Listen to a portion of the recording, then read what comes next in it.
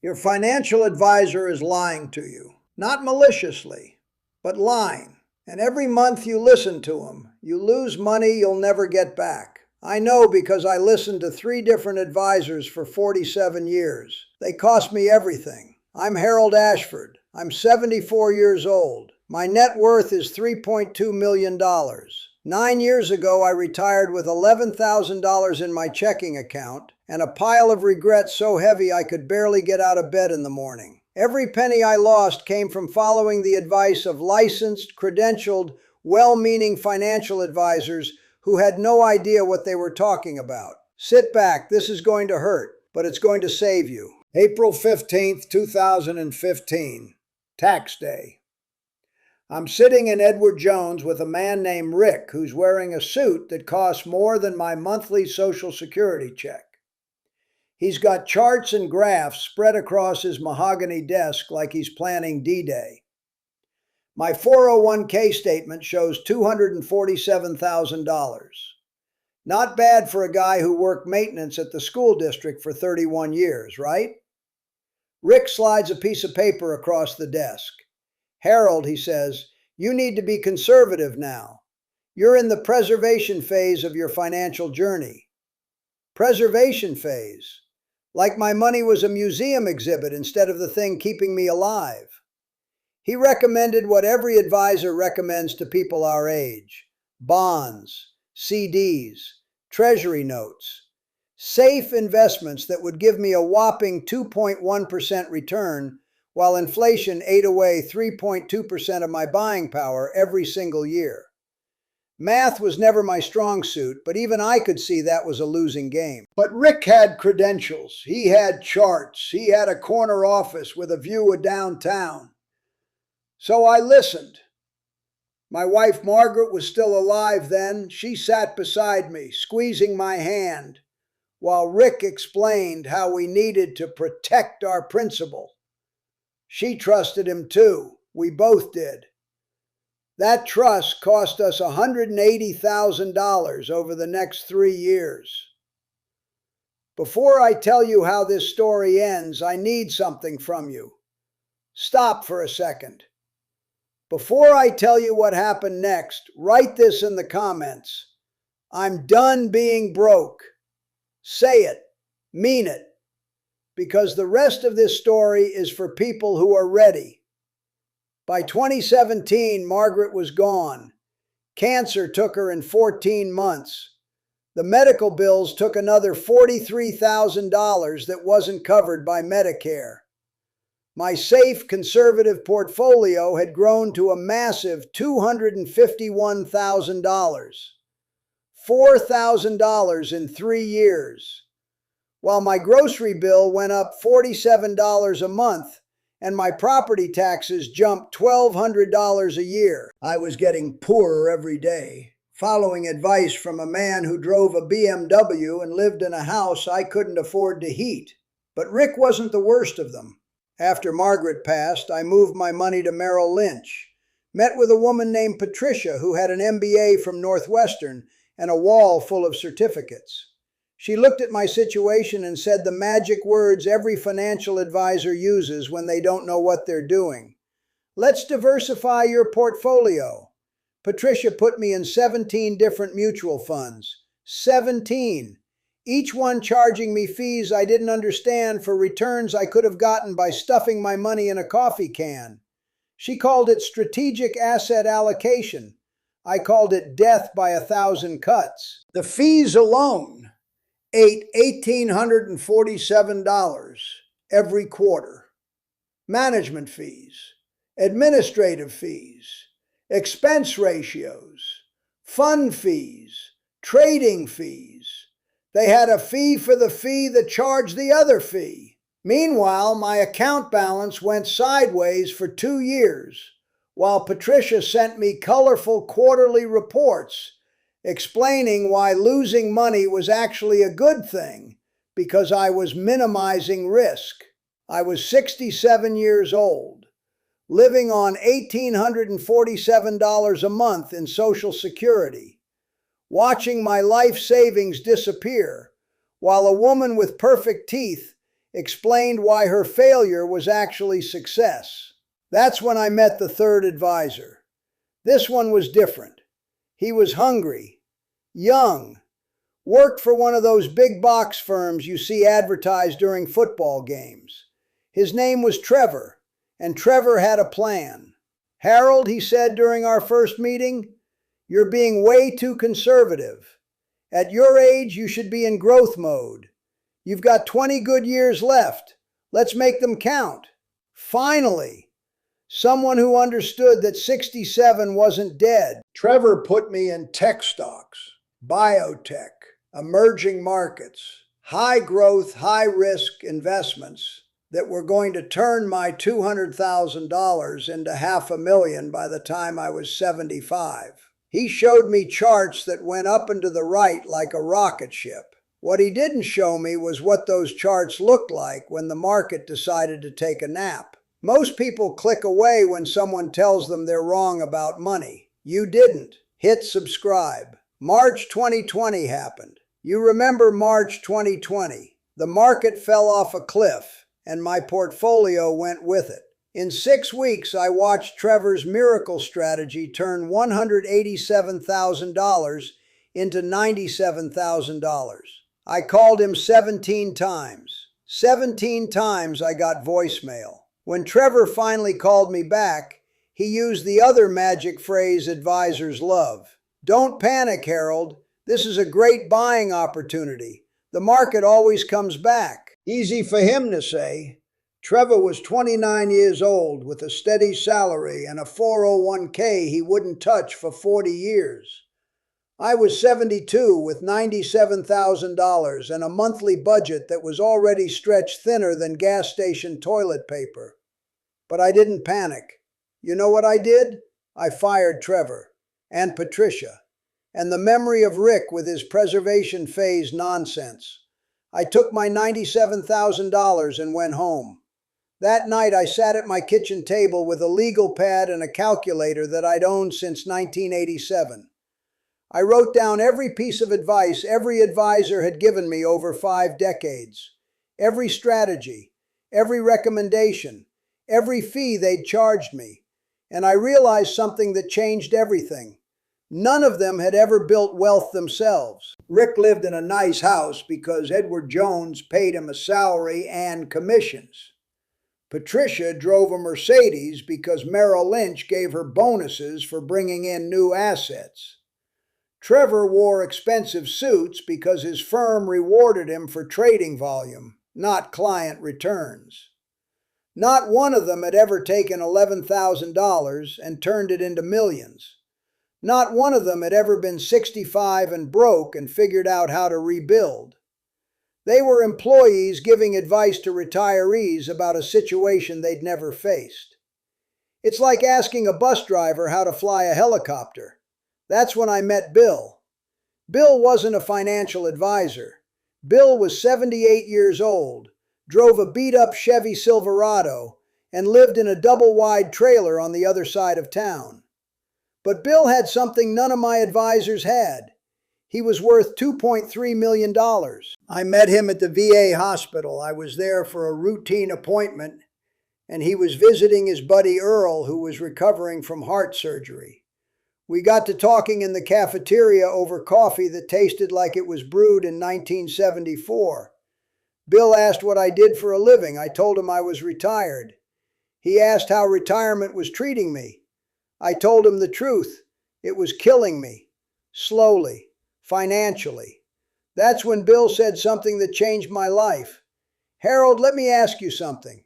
If your financial advisor is so smart about money, why is he working for someone else?" Simple question. Devastating answer. Bill bought his trailer in 1983 for $47,000. Not because he couldn't afford better, because he was putting every other dollar into rental properties, dividend stocks, and small businesses that most advisors never mention because they don't generate commissions. While I was paying fees for the privilege of losing money, Bill was collecting rent checks. While my money sat in bonds earning 2%, Bill's was working in deals that generated 15 to 20% annually. Bill never had an advisor, never paid management fees, never diversified into 17 different mutual funds. He kept it simple, he kept it profitable, and he kept every penny he made. That conversation lasted 3 hours. By the time I left that hospital, I had a phone number, a reading list, and a completely different understanding of what wealth actually meant. Someone showed me something called the zero savings law. It says saving money after 65 is actually the fastest way to go broke. Sounds crazy, right? But when I tried what it suggested instead, everything changed in 90 days. It's all in the description. Bill introduced me to his accountant, a woman named Ruth, who worked out of a strip mall office between a nail salon and a Subway. Ruth didn't have marble floors or leather furniture, but she had something better: clients who were actually wealthy. Ruth looked at my $97,000 and asked me a question no advisor had ever asked. "Harold, what do you want this money to do?" Not how much risk I was comfortable with. Not what my time horizon was. Not whether I wanted growth or income. She wanted to know what job I wanted my money to perform. I told her, I wanted to pay my bills so I don't have to worry about money anymore. Ruth nodded. Then let's put it to work. With Ruth's help, I took $60,000 and bought a small duplex that needed work. Not because I wanted to be a landlord, because I wanted $1,200 a month in rent that would come whether the stock market was up or down. I took another $25,000 and put it into dividend-paying stocks that had been increasing their payouts for 20 straight years. Not mutual funds with hidden fees. Individual companies I could understand. Coca-Cola, Johnson & Johnson, Realty Income. Companies that sent me checks every quarter whether Wall Street was happy or sad. The last $12,000 went into a high-yield savings account earning 4.5%. Not as my wealth-building strategy, but as my emergency fund. Money I could touch without calling anyone or paying penalties. For the first time in my adult life, I didn't have a financial advisor. For the first time in my adult life, my money was making money. 6 months later, I bought another duplex. Then another. Within 2 years, I was collecting $4,800 a month in rental income from properties that were appreciating faster than inflation. My dividend stocks were sending me checks totaling $847 every quarter, growing every year, tax advantaged, reliable as sunrise. By 2022, my net worth hit $1.8 million. Last year, it crossed $3.2 million.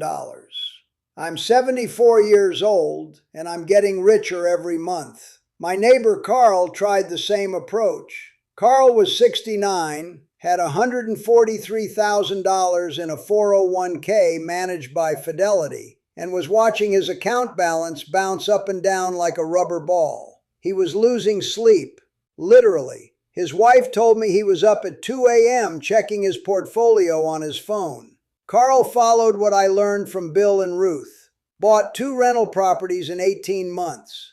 Moved his stock investments into dividend payers. Stopped paying management fees to people who had never built wealth themselves.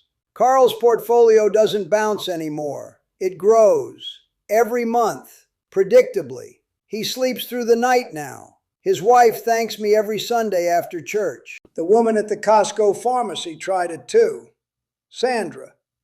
She'd been putting $500 a month into target date funds for 12 years and had less money than when she started after fees and market volatility. She took Bill's approach with her next $500. 6 months later, she was getting dividend checks that covered her car payment. 3 people, same strategy, same results. Here's what none of my advisors ever told me. Wealth isn't built by playing it safe. It's built by making your money work harder than you did. They never told me that diversification is just another word for confusion, that buying 17 different mutual funds isn't sophisticated, it's scattered. They never told me that fees compound just like interest but in reverse, that paying 1.2% annually in management fees turns into paying 32% of your gains over 25 years. They never told me that the stock market isn't a casino. If you buy pieces of businesses, it sends you checks. That real estate isn't risky if you buy properties people need to live in. Most importantly, they never told me that the best time to build wealth is after everyone thinks it's too late. After everything I went through, I put the 7 laws in one guide because nobody gave me a roadmap when I retired broke. If even one person reads it and avoids the mistakes I made, then the worst year of my life meant something. Check the description. Look, I understand why advisors give the advice they give. They're trained to avoid lawsuits, not build wealth. They're taught to manage risk, not create returns. They make money whether you do or not. But you don't have to accept that. You don't have to put your financial future in the hands of someone whose biggest risk is losing your account, not losing your money. You don't have to pay fees for the privilege of earning less than inflation. You don't have to be age appropriate with investments when you've got 20 or 30 good years left. Most importantly, you don't have to retire broke just because everyone expects you to. I learned something that transformed everything. The most dangerous words in personal finance aren't high risk or market volatility. They're trust the expert. Because experts optimize for their success, not yours. Experts get paid whether your portfolio goes up or down. Experts retire with pensions and 401k matches, while you retire with whatever's left after their fees. I'm not telling you to never work with financial professionals. I'm telling you to work with ones who've actually built wealth, not just managed it. Find someone like Ruth who measures success by your net worth, not your asset allocation. Find someone like Bill who owns rental properties and dividend stocks themselves, not just recommends them. Find someone who talks about cash flow and monthly income instead of risk-adjusted returns and Sharpe ratios. Find someone whose advice would work for their own mother. Better yet, learn enough to not need them at all. The brutal truth your financial advisor won't tell you is this: building wealth after 65 isn't just possible, it's easier than building it at 35. At 35, you're guessing about the future. At 65, you know what you need. You know your expenses. You know your timeline. You know what keeps you up at night and what helps you sleep. At 35, you have 40 years to recover from mistakes. At 65, you don't have time for mistakes, so you make better decisions. At 35, you're trying to impress people.